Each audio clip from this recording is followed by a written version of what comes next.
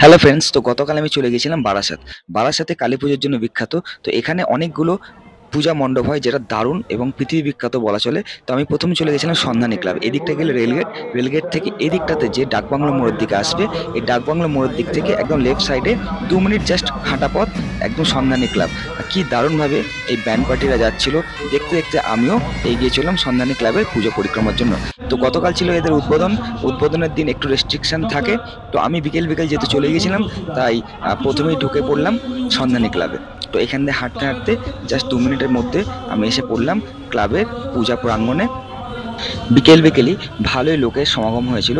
তো আমরাও হাঁটতে হাঁটতে চলে গেলাম এই পূজা প্যান্ডেলে। তো প্রথমে আমরা দূর থেকে দেখতে পাচ্ছিলাম এই মন্দিরের যে চূড়াগুলো, ব্লু কালারের চূড়ো, এটা অনেকটা ইস্কন মন্দিরের মতন মনে হচ্ছিল প্রথমে। তো আমরা যখন খুব কাছাকাছি এসে পৌঁছলাম তখন দেখলাম ঠিক মায়াপুরের ইস্কন মন্দির যেমন, সেই ইস্কন মন্দিরের আদলে এই পূজা মণ্ডপটা এই বছরে তৈরি করা হয়েছে। যেহেতু গতকাল উদ্বোধন ছিল, তো প্যান্ডেলের যে মেন গেট এন্ট্রান্সটা সেটা ওপেন ছিল না। তো আমরা পাশ দিয়ে প্রবেশ করলাম। প্রবেশ করা মাত্রই আমাদের চোখ জুড়িয়ে গেল, কি দারুণভাবে এই প্যান্ডেলটা ইস্কনের মন্দিরের যে আদলটা ফুটিয়ে তুলেছে। এটা দেখেও খুব ভালো লাগছিল। সামনে একটা ফোয়ারা করেছিল, এটা আরও অনবদ্য লাগছিল এই সামনে দিয়ে দেখতে। তো তোমরা দেখতে পাচ্ছ এই প্যান্ডেল পরিক্রমাতে বিকেল বিকেলে মোটামুটি লোকজনের আগমন ঘটেছিল ও দারুণ লাগছিল।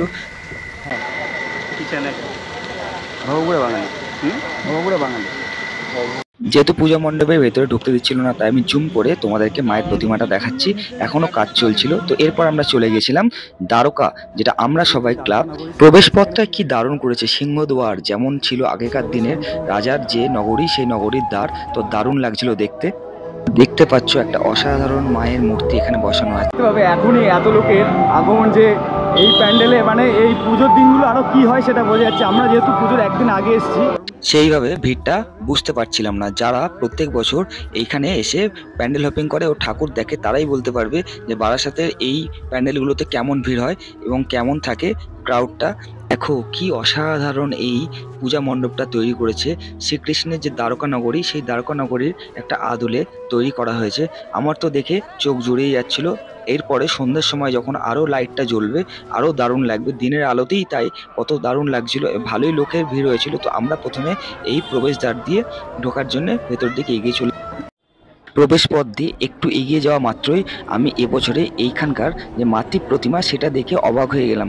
কৃষ্ণ কালী, কৃষ্ণ ও কালী মায়ের দুই সত্তার যে প্রকাশ একইভাবে ঘটেছে, সেটা এখানে এবছরের বিষয়বস্তু ছিল।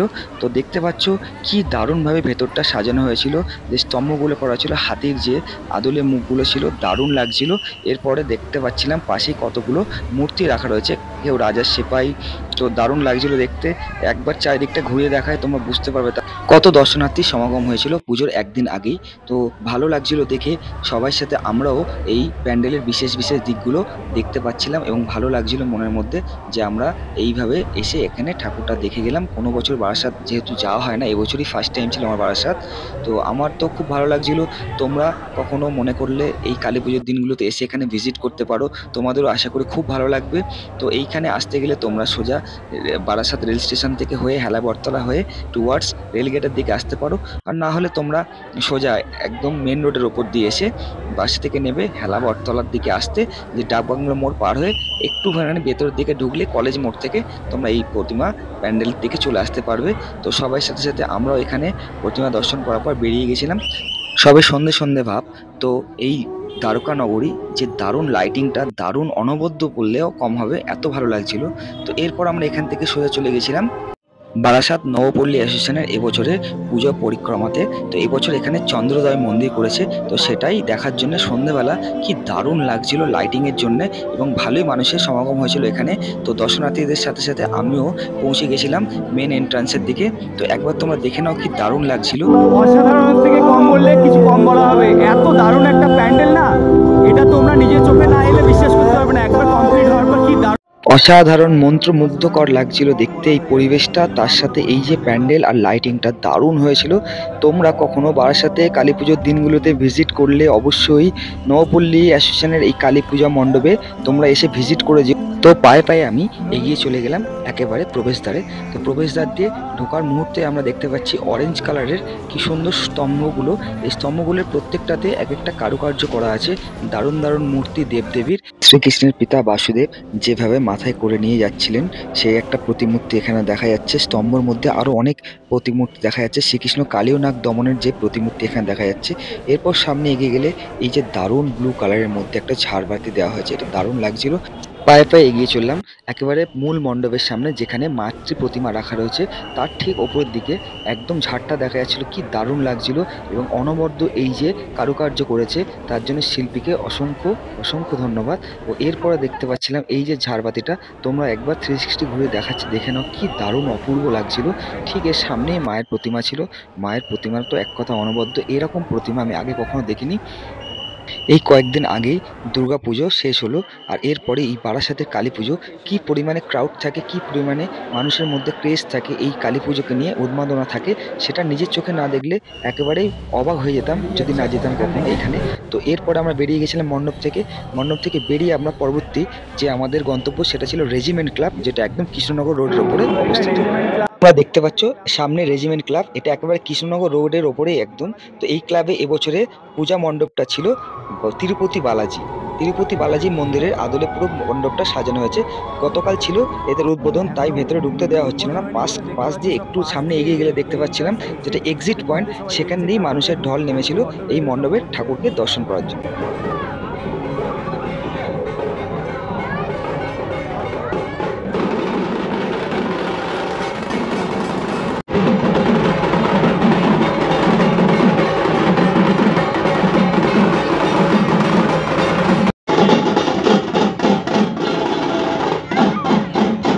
আমার মোবাইল ক্যামেরাটা জুম করে তোমাদেরকে একবার দেখানোর চেষ্টা করলাম মাতৃ প্রতিমাটা, যেহেতু এই ভেতরে ঢুকতে দিচ্ছিল না। তো দারুণ লাগছিল দেখতে।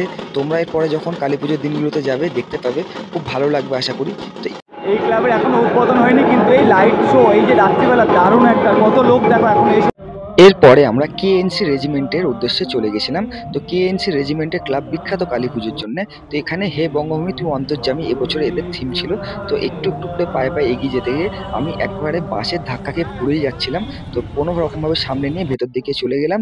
ভেতর দিকে যাওয়ার পর তো অবাক হয়ে গেছিলাম, এখানে একেবারে 3D একটা শো করা হয়েছিল। এই শোটা ছিল দেশাত্মবোধক ও দারুণ লাগছিল দেখতে। তো পাওয়া যায় না, ছিনিয়ে নিতে হয়। অদম্য সাহসের সঙ্গে তিনি গড়ে তুললেন ইন্ডিয়ান ন্যাশনাল আর্মি INA। তার এই এক ডাকেই সৈন্যরা একত্রিত হয়েছিল। তোমরা আমায় রক্ত দাও, আমি তোমাদের স্বাধীনতা দেব। স্বাধীন ভারতের তার স্বপ্ন অনুপ্রাণিত করেছে কোটি কোটি মানুষকে গর্ব এবং শক্তি নিয়ে দাঁড়ানোর জন্য। বিদ্যাসাগরের বই থেকে নেতাজির সেনা, রবীন্দ্রনাথের কলম থেকে ক্ষুদিরামের সাহস, বাংলা ভারতকে তার বীরদের দিয়েছে। তাদের উত্তরাধিকার আজও আমাদের পথ দেখায়, চিন্তা করতে, লড়াই করতে, উদীয়মান হতে। আমার এই ক্যামেরার মাধ্যমে তোমরা একবার এই মণ্ডপটা দেখতে থাকো, কি দারুণ করেছিল মণ্ডপটা, আর দারুণ লাগছিল দেখতে।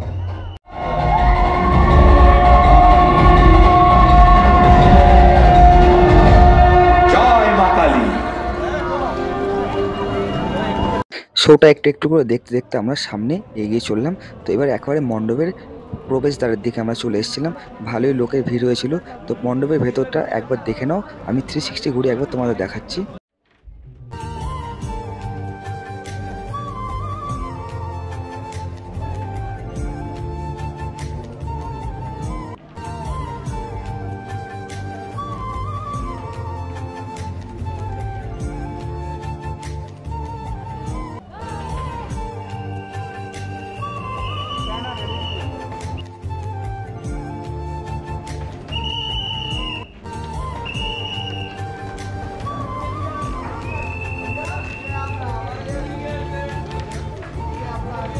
তোমরা দেখতে পাচ্ছ রেজিমেন্ট ক্লাবের মায়ের প্রতিমা, কি দারুণ একবারে সাবেকি। রাইট সাইডে ছিল প্রভু শ্রীরাম, লক্ষ্মণ ও হনুমানজি এবং পাশেই ছিল শ্রীকৃষ্ণ। তো দারুণ একটা থিম। তো এরপরে আমরা এখান থেকে বেরিয়ে গিয়ে নেক্সট চলে গেছিলাম তরু ছায়া ক্লাব, যেটা ছিল একদম মেন রোডের ওপরে। তো দারুণ ছিল এটা, দুটো ময়ূরের ওপরে বেস করে এই প্যান্ডেলটা। তো ভেতরে চলা যাক। তো ভেতরে গিয়ে আমরা দারুণ একটা দৃশ্য দেখতে পেলাম। এখানে যে থিমটা ছিল কি দারুণভাবে সাজিয়েছিল মূর্তিগুলো, একেবারে অভূতপূর্ব লাগছিল দেখতে, কি দারুণ কাজ করা ছিল। একবার 360 ঘোরাচ্ছি, তোমরা একবার দেখে নাও, তোমাদেরও আশা করি খুব ভালো লাগবে।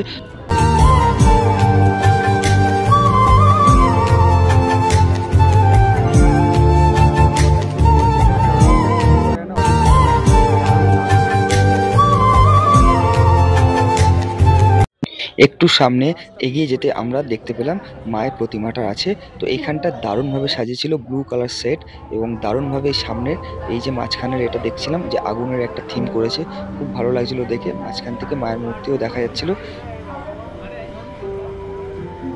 তোমরা একটু লক্ষ্য করে দেখতে পাবে এখানে মায়ের 3টে মূর্তি রাখা ছিল, দক্ষিণাকালী, শ্যামাকালী ও রক্ষাকালী। তো দারুণ লাগছিল দেখতে, এরকম ধরনের কনসেপ্ট খুব কম দেখা যায়। প্রতিমা দর্শনের পর আমরা মণ্ডপ থেকে বেরিয়ে যাই। তো এবছরের মতন কালী পুজো পরিক্রমা এখানে আমরা শেষ করলাম। তো পরের বছর আবার তোমাদের সঙ্গে দেখা হবে। ভিডিওটা কেমন লাগলো জানাতে ভুলো না, লাইক, কমেন্ট অ্যান্ড শেয়ার করো গাইস।